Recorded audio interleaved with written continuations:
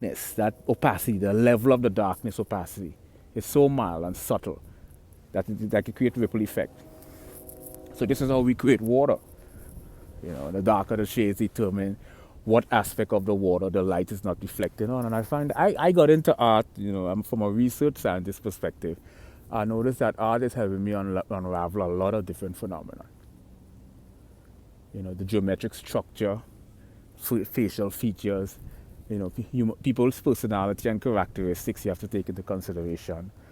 How light reflects on an object. So you have light that's reflecting on an object and it's creating a shadow. And then the darkness of the shadow or the lightness of the shadow is determined by the distance of the sun. When you get into art, you realize that art is really predicated on a hell of a lot of physics. Because if you understand how light and the electromagnetic spectrum operate, you would notice that the reason why, let's say an apple, hypothetically an apple, why is the apple shade dark? The apple shade is dark is because you see the darkness of the shade, we can determine the distance the object is from the light. It's a fascinating phenomenon. You could calculate the distance between the object and the light by the level of darkness of the shadow that's being casted. Now, the further away the light is from the object, the shadow will have a less opacity. It becomes more translucent, right? It loses its translucency until it deteriorates and become transparent. You could see right through it. So I find art to be intriguing. You know, the ability to draw. You know, how you could use darkness how you could just implement a single touch of light and the object pops. Light makes the object pop. Wherever the light is reflecting on, you have to figure out the level of opacity. Again, it has to do with the shades of white. You know, I have to use the right amount of white to implement on that object to make that object pop, to give that three-dimensional illusion. It's an illusion. It's a fascinating illusion, and I got into art because I wanted to have a deeper understanding of some of the underlying mechanisms that govern this phenomenon. You know, we know it's not a three-dimensional depiction, but it's creating an optical illusion. I wanted to understand the laws governing those factors and things like shades. And going to look at the ocean, you would notice that the ocean, if you have to replicate the ocean in art, you have to sort of look at the ocean not from a three-dimensional perspective that I am using right here, right? You have to cancel up, down, and you have to kind of look at things two-dimensionally.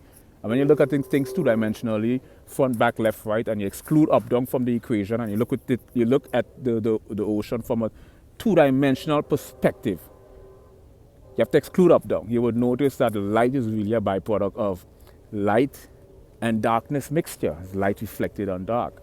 I noticed that what's creating the reflection in the ocean is the light, the brightness compared to the lightness. And this is what creates an optical, and this is how you have to replicate this on a canvas.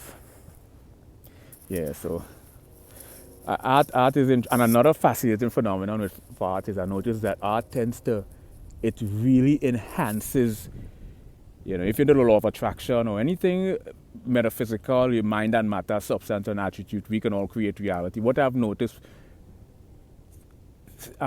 is that when you're doing art, your visualization, the quality of your visualization, when you get into art, you will notice that the quality of your visualization it develops a level of clarity, and it becomes more potent.